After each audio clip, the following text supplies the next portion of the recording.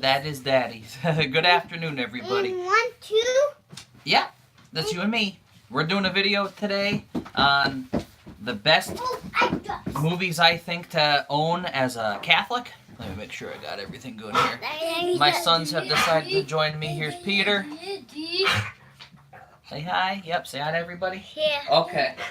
So, with it being Lent here, a lot of people have Lenten traditions of movies that they watch all the time, like a Lenten tradition. And I thought this would be a good time to do a video on my top 5 favorite Catholic Christian movies. So this is only the top 5, my favorites. There are a lot more that I like,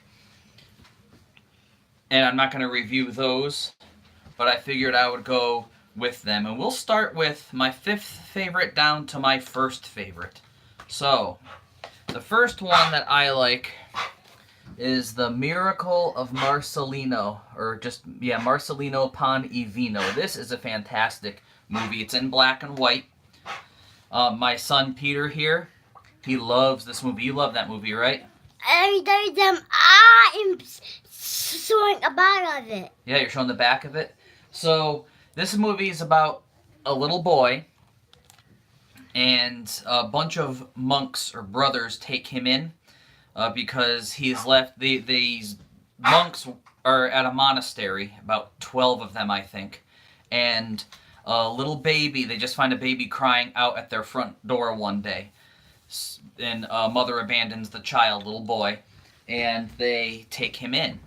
And since they found the boy on the day of St. Marcelino, this is not based on a true story, by the way. It's just a movie that my grandparents showed me when I was a little child, and I loved it very much because it was about a little boy. This is a good one.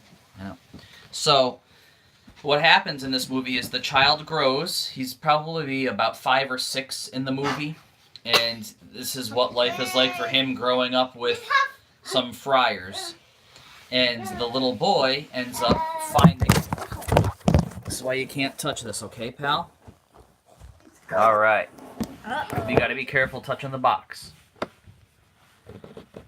There we go. Oops, it's upside down now. There we go. Sorry about that, everybody.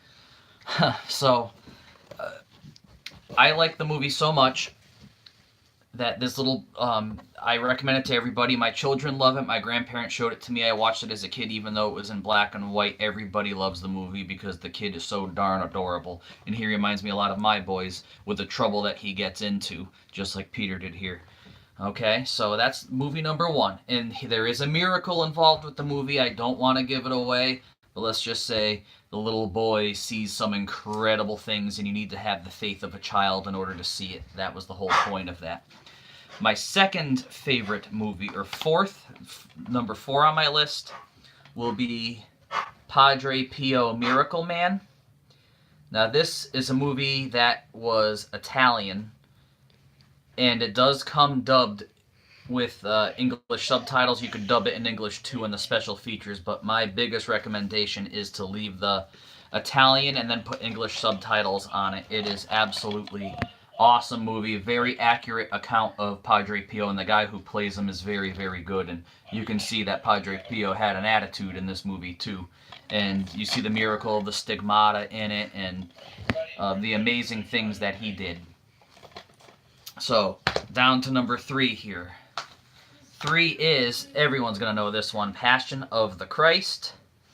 This is the perfect movie because it's essentially the sorrowful mysteries of the Rosary. You are looking at this movie through Mary's eyes, and you feel every gut-wrenching moment, emotion that she felt in this movie, which is why it's so close to being the best in the Rosary you can find. What do you have there, Aiden?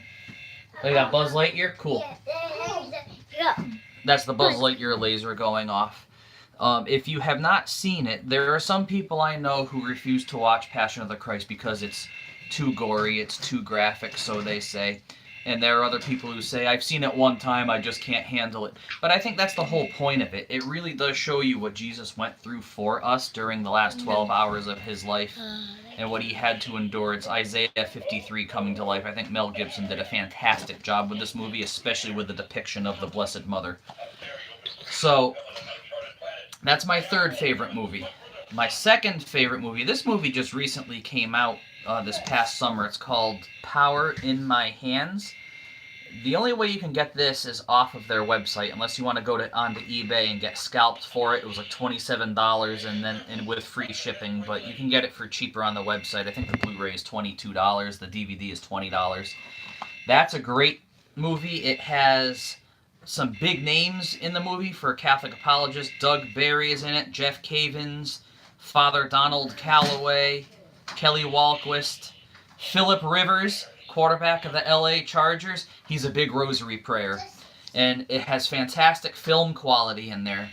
And it has just a bunch, these people are just promoting the rosary in this video and tells you some of the miracles that have happened by praying it and the peace that comes to our lives while you pray. So it's an evangelization apostolate, an evangelization apostolate is who put this movie out, and it's only 81 minutes long, and they actually have ways that you can watch this with your entire parish, and I would highly recommend this one.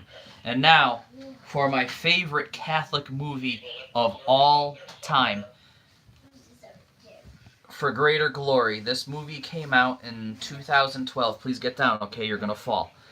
This movie came out in 2012, and it came out at the perfect time during religious freedom, when we had that whole thing happening in the United States with an administration pretty much attacking the Catholic Church, and the Church was fighting back, saying we will not comply with what the government wants us to do.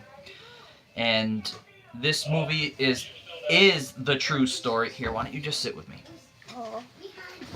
This is the true story of the Cristiana War that happened in Mexico.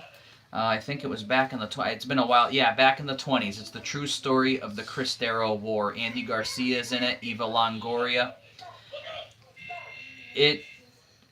We'll just put it this way. I wanted to see, because I'm a Knight of Columbus, and our Columbia magazine came in that month, and it was promoting this movie before it came out. And I really just wanted to see it to go represent and help the church out and give it a good view in the movie theater.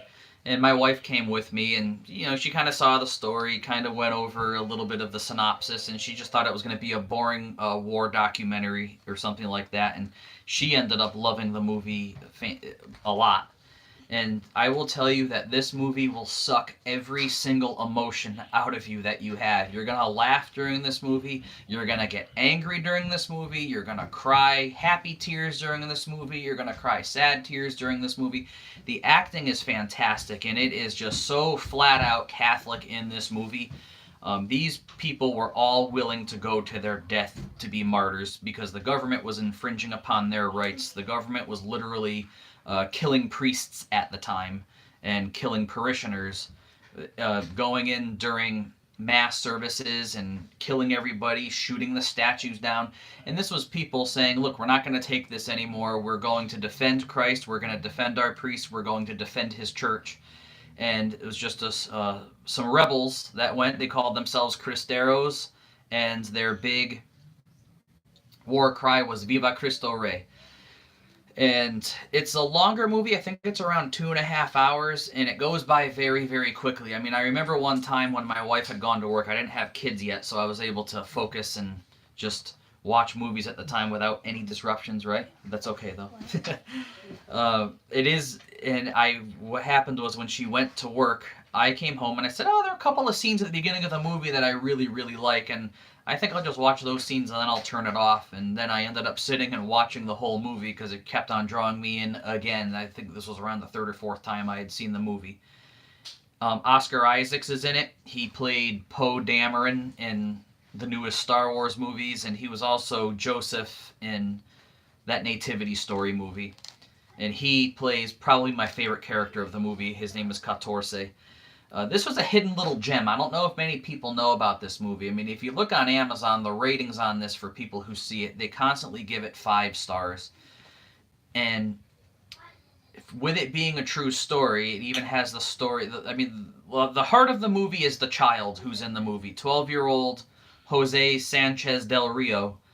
And he was a boy who fell in love with the faith, and I just don't want to give anything away. I would watch. It was on Netflix for a while, if I remember correctly, but if you haven't seen this movie should be on Amazon, and it should not be a bad price.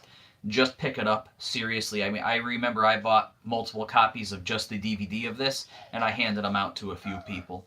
So those are my five favorite movies to watch. So what are your favorite Catholic movies? Maybe I have some of them. You can sound off in the comments below. Like, share, subscribe, whatever you want to do. And it's good talking to everybody. Peter? Bye. Yeah, say bye-bye? All right, let's get down. All right, hope you have a blessed Lent. And hopefully you can continue on with my... bye-bye.